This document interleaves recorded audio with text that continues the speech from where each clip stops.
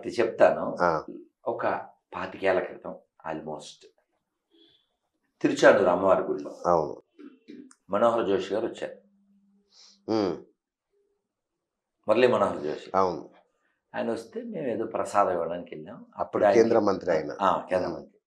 నేను వారితో పక్కనే కూర్చుని, సార్ వీ హ్యావ్ 3 సిమిలారిటీస్ అన్న. వాట్ అన్నట్టు చూశారు ఆయన.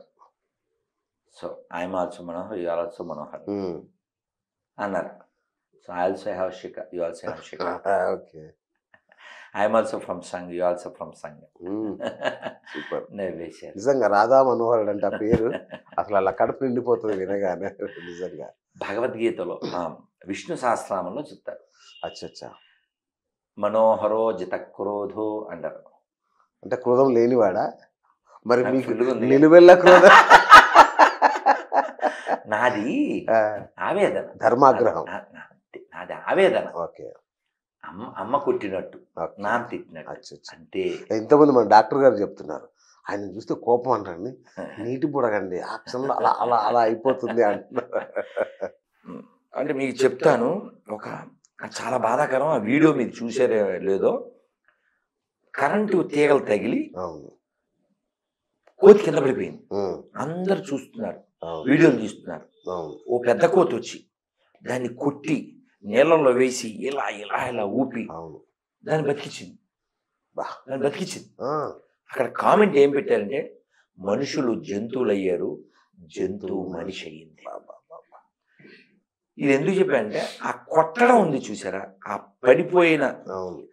సాటి కోతిని బతికించడానికి నేను అది చేస్తాను. ఉమ్. అంతే. కానీ మీరు మానవతావాది అని మీరు అంటారు, మతోన్మాది అని చాలా మంది. నిరూపించమండి. ఆ, ఇప్పుడు ఇక్కడ మనం 6-7 మంది ఉన్నాం. అవును. ఇక్కడ ఎవడైనా ఛాలెంజ్ చేయగలడా? ఉమ్. నేను రానా ఒకే హైట్ అనగలడా ఎవడైనా మనలో? లేదు. అబద్ధం కదా. అవును. అంటే రానా పక్కన నుంచి పెడతాం కదా. అలా కామెంట్ చేయడం పెద్ద విషయం కాదు సార్, ఉమ్, ఉమ్, నిరూపించాలి. ఉమ్, ఇప్పుడు నేను మా ఛానల్లో 22,000 వీడియోలు ఉన్నాయి. అవి కాకుండా ఇలా చాలా ఇంటర్వ్యూలు ఇచ్చాను లక్షల్లో మస్తుగా. ఉంటాయి. అవును. ఇప్పుడు నేను అన్న మాటని ఏదైనా తప్పుని ఒప్పిస్తే ఇలా బహిరంగంగా మళ్ళీ ఈ మా బుర్ర కలిగిన శ్రీనివాస్ గారితో మళ్ళీ నేను పబ్లిక్లో క్షమాపణ చెప్తా. ఓకే. మరి రమ్మండి ఎవరన్నా. సార్ నేను ఒకటి అడుగుతాను. అడగండి. మొన్ననే చూసా ఒక కామెంట్, మరియమ్మని వెనక నుండి వేసుకుంటా, ఆ యేసు ప్రభు విగ్రహం మీద దొడ్డికి పోతా, ఇట్లాంటి మాటలు. నేను అనలేదు, కానీ ఒక పిల్లవాడు ఇంకో గొర్రెని మాట్లాడి ఆ మాట్లాడినటువంటివి పెట్టారు.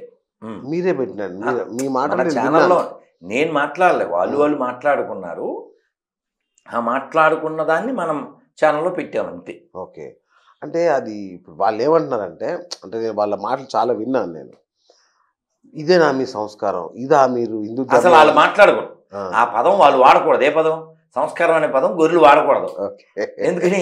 వాళ్ళకి సంస్కారం ఉంటే వాళ్ళు అసలు హిందూ దేవి దేవతల పేర్లు పెట్టుకోకూడదు, వాడు జోలికి రాకూడదు కదా. వాడు తిన్న దాంట్లో కూర్చున్నాడు, వాడెలా మాట్లాడతాడు సార్? అమ్మ నాన్న పేరు చెప్పుకోలేనాడు, వాడెలా మాట్లాడతాడు సార్?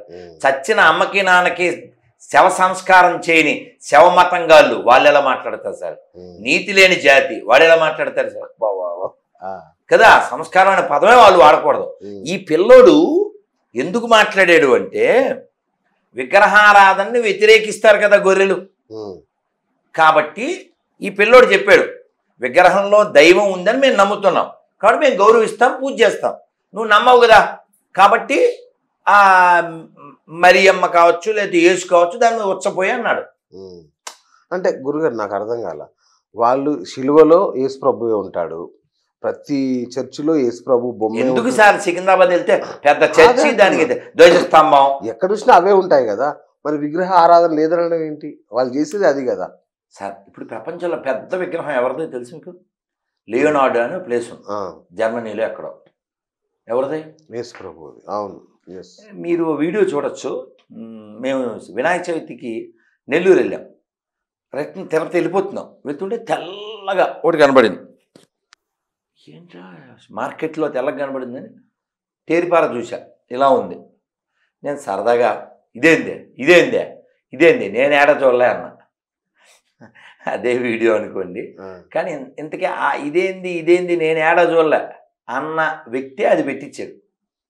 అచ్చా ఆ ఊరు అతను కదా, నెల్లూరు మాజీ ఎమ్మెల్యే. సో ఇంతకీ అదేంటి, ఏ విగ్రహం అది తెల్లగా?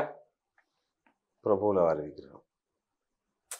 ఇప్పుడు నువ్వేం చెప్తావు?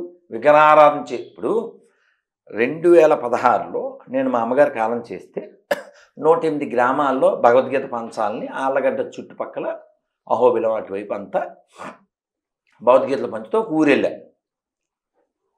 ఊరి పేరు సంథింగ్ మళ్ళీ గుర్తొస్తుంది, నంద్యాల ఆళ్ళగడ్డ మధ్యలో. అక్కడ సిరివెల్ల ఐ థింక్ సో.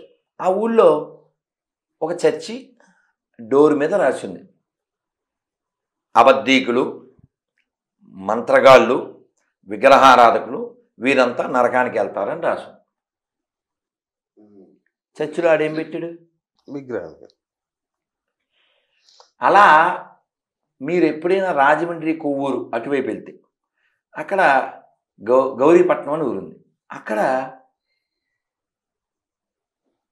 నేను కారులో వెళ్తుంటే ఇచ్చట పులిహార మరియు లడ్డూ ప్రసాదాలు అంబడును అని ఉంది. ఏమనుకుంటామండి, ఏదో ఏ వెంకటేశ్వర గుడో రాములవారి గుడో అనుకో. ఒరే కారు తిప్పన్నా చూస్తే మేరీకి లడ్డూకి ఏమన్నా సంబంధం ఉందా? మేరీకి పులిహారకి ఏమైనా సంబంధం ఉందా? ఆ మాటకు వస్తే మేరీకి శారీకి ఏమన్నా సంబంధం ఉందా? నువ్వు పట్టు చీర కట్టేసి, కిరీటం పెట్టేసి, కొబ్బరికాయలు కొట్టేసి, చెవులు కుట్టేసి, గుండు కొట్టేసి, అగరబత్తులు తిప్పేసి, తులవారం పెట్టేసి, పలకీ సేవ చేసి, ఆ మాత్రం దానికి అక్కడేందుకు ఎక్కడే చావచ్చుగా. కాపీ పేస్టు, క్రైస్తవం వేస్ట్. సరే, కాసేపు పరమత దూషణ కాసేపు పక్కన. దూషణ కాదు, సంభాషణ, నిజం. దూషణ అంటే లేని మాట్లాడడం. పరమత సహనం అనేది మన హిందుత్వం మనకు చెప్తుంది కదా. అసలు మీకు తెలియని విషయం చెప్తా. ఇప్పుడు ప్రపంచంలో ఓన్లీ సెక్యులర్స్ హిందువులు. ఎందుకని? మనం మాత్రమే అందరూ బాగుండాలంటాం. ఇస్లాం, క్రైస్తవం దాన్ని ఒప్పుకోదు. ఉదాహరణకి మీరు కావాలితే ఎవరికైనా గొర్రెకి ఫోన్ చేయమంటే చేస్తా. నేను చాలాసార్లు, ఇప్పుడు మీరు యమలేల సినిమా చూసారా? యమలేల సినిమాలో ఐస్ క్రీమ్ ఇస్తుంది ఒక ఆవిడ. ఎవరికి? ఎముడికి. ఆవిడ పేరు లతాశ్రీ. ఆవిడ ఫోన్ చేసింది. ఫోన్ చేస్తే లాస్ట్లో నేను అమ్మ ప్రైజ్ ద లార్డ్ అన్నా. ప్రైజ్ ద లార్డ్ అంది. మళ్ళీ అంది జై శ్రీరామ్ అన్న. అనలేదు. వాళ్ళ నాన్న పేరు మాధవరావు. మాధవరావు కూతురికి ఏమొచ్చింది? ఇలా చాలా గొర్రెలు. నీ పేరు రాంబాబు, సంతకం రాంబాబు, చర్చిలో జాన్ బాబు, బయటకు వస్తే రాంబాబు. ఆ సంతకం లేకపోతే నువ్వు బతకలేవుగా. నీకు బతుకు మెతుకు ఇచ్చే పేరు అనడానికి నీకు రోగం ఏంటి?